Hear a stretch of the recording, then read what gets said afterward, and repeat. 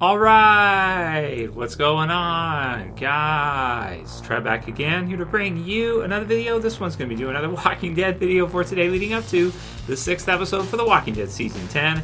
In this one, we're going to give our thoughts on whether or not we think that it might have been Carol who unleashed Negan.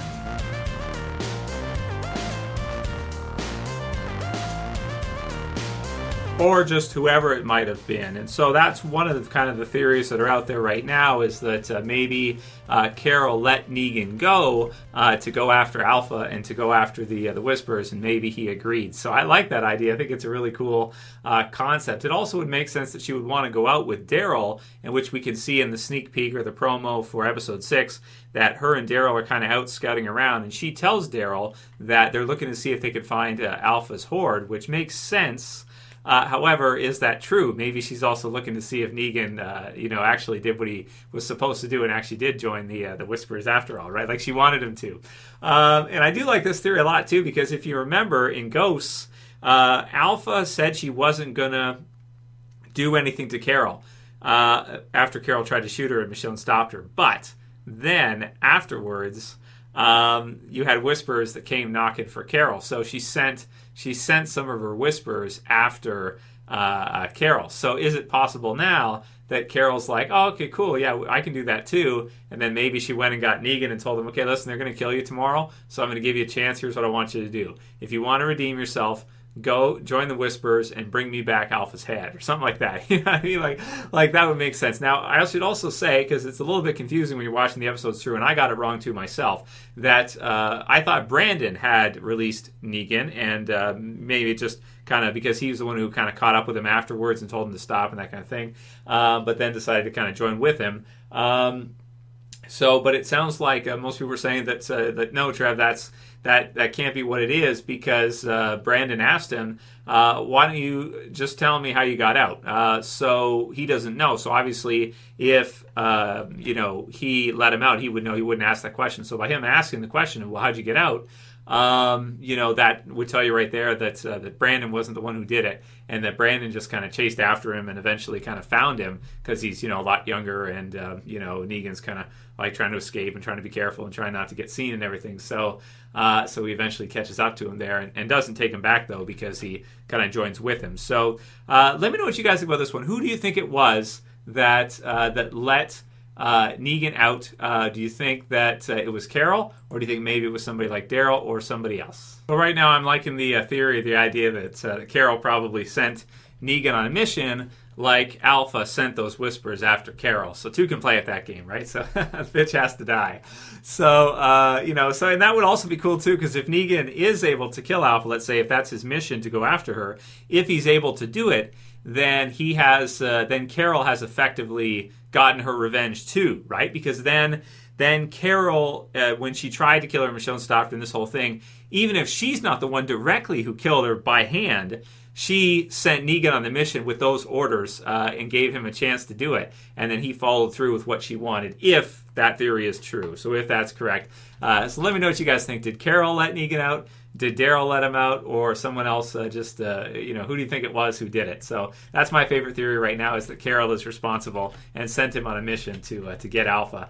And maybe it will work. So good stuff. Cap Sortee said, wonder if Brandon is what Trev would become in the apocalypse, right? So a lot of people commented about this one, that like they kind of, I guess they saw some similarities between me. I'm a Negan fanboy, as you guys know. I'm Tregan, or I'm a fanboy of Negan. So some people thinking like, is Brandon inspired by Trev or something like this? I don't know. I don't think so. But it is kind of funny that that Negan has sort of, he does have a fanboy. Like, Brandon is a Negan fanboy, and it's kind of funny the way it kind of works out, because Negan hates him for it. Like, he's a huge fan of the idea of who Negan was as the leader of the Saviors and this evil monster. The stories and the way he's been told up. And I like the mention of Carl and stuff like that they brought up was really cool, because it kind of felt like you're in this future, you're in this alternate future, where you just get this sense of kind of like stuff that we saw just recently a couple years ago, but you're just in this alternate future, and it's just it's really kind of cool just to kind of see him talk to him like that about that, and bring up some of those names from earlier seasons, right? So I don't think I would be like that if it was actually a zombie apocalypse. That's not. I'm not. Brandon seems like he's got a screw loose, or he seems like he's some kind of. To kill a kid like that is. He is really a monster. And even if he doesn't realize it or he doesn't look like it, so you can tell it makes sense that Negan would hate him, and also he is pretty annoying. So I guess being a fanboy can be quite annoying, right, guys? So that's true. Get on people's nerves. Peter Francis says, "Sorry, Trev, but Beta will beat the shit out of Negan." So about next episode. Yeah, it's probably true. Especially, well, okay, so let's say hand to hand, right? So hand to hand. I guess Beta would win hand to hand. He would, but Negan's tough too. We can't say that Negan isn't, because if we remember Negan versus Simon in season 8, which I love that fight. I thought it was one of the best fights they've had in the series. I thought it was awesome, right up there with the Rick Shane fights. Those were really good. So I love that one, and he did show in that fight that he is really, really tough, because Simon's no slouch either, and he did beat him. He did beat him pretty handily, right? He kills him with his bare hands. So I think that Negan is super tough, but Beta is just something crazy. Beta's like, you would not, you avoid, if you have to, you use the T trick. You call time and you run like hell. That's what you do, right? So against someone like Beta, I mean, he's athletic, he's huge, he's even fast for a big guy, and it's just, and he's been surviving for years with his hands out in the wild.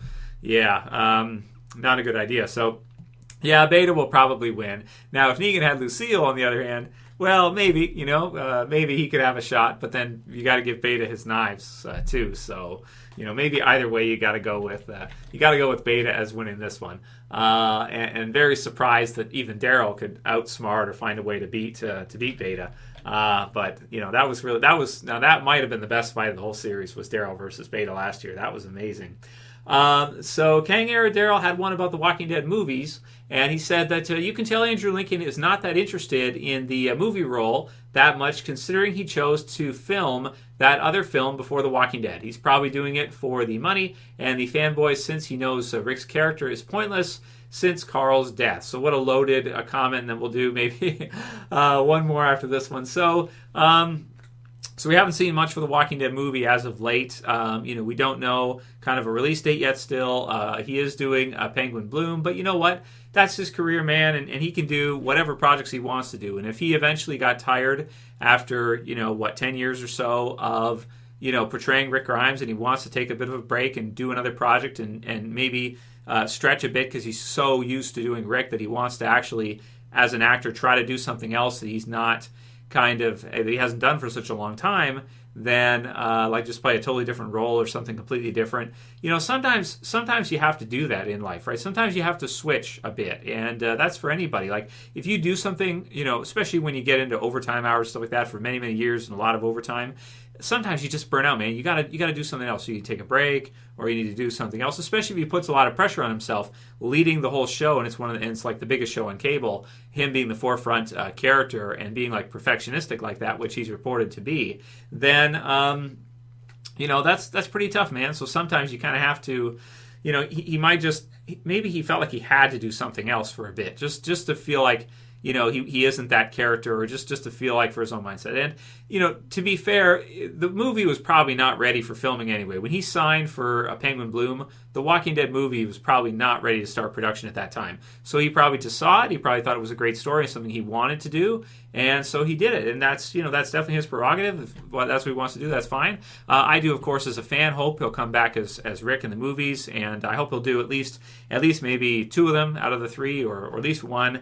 And we'll see how that goes. But, I don't think we can be mad at him, guys. He gave us, basically 10 years of his life. The first season, they promoted it way before it even had started, before the series had started. So he was working on it a year before, like 2009, probably 2019, if you look at it, or up to it. So that's basically a solid decade of his work on The Walking Dead. And I don't think any of us can really sit here and say, well, we're disappointed that, he did a lot, and I'm glad that he didn't just want to just be killed off and just be done with it forever, and that he did more. I'll always wonder, though, if Carl was still alive in the Walking Dead television series, would he have wanted to leave? Because I did get the sense, I think he did a piano video or something where he did like a little singing thing for Chandler, and I got the sense personally that it was kind of he was his TV father, but in a way, he might have been like a secondary type of surrogate type of father for him, because actor, similarities there and kind of guiding him. And, kids are around, they're going to ask a lot of questions, stuff like this. So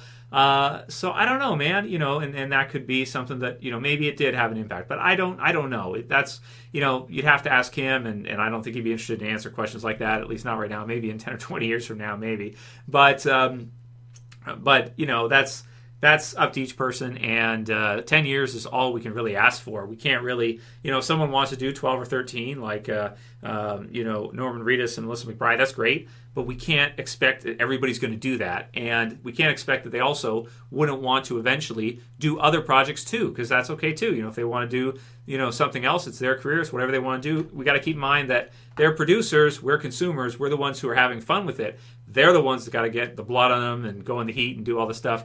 That's the hard part. For us, it's just fun. We just watch it. So we're greedy. We're like, we want more, but it's like, yeah, but for them, it's not a picnic for them, man. They got to do all kinds of crazy stunts and crazy stuff and blood everywhere, zombies all the time in the heat and that. So it's crazy. And the last one will be from Flair008, who says, next time on Walker Ball Z, Alpha charges her Whisper Beam for 2 more episodes, and they wish Rick back so he can fight for the planet. Seriously, how anyone thinks this is better than Fear is beyond lost. Edit, Negan is Vegeta. So what a hot take in him saying that that Fear is actually better than The Walking Dead right now. That is a hot take. People are going to get pissed at Flair. But I like the Dragon Ball Z comparison. I love the Negan Vegeta comparison. That's just what I thought of for Negan. I'm like, yeah, he's Vegeta. That's what he is, man. I don't know if Kirkman was a fan of Dragon Ball Z when he was younger or anything like that, but a lot of us guys were, so it's what it is.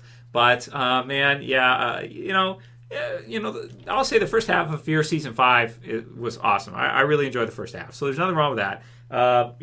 They're doing the best they can, and I think there are parts of Fear that are better than certain parts of the original series. Season 3 is probably better than Season 7, or maybe 8, depending on how you want to look at it. And I am looking forward to another year of Fear next summer. I am really looking forward to it. So, so that's all good stuff. The original Can series, people are always going to lean for the original. It's just what it is. And we'll probably see that with the third series. I'm also intrigued to see how people are going to respond to the third series once we get to start to see it.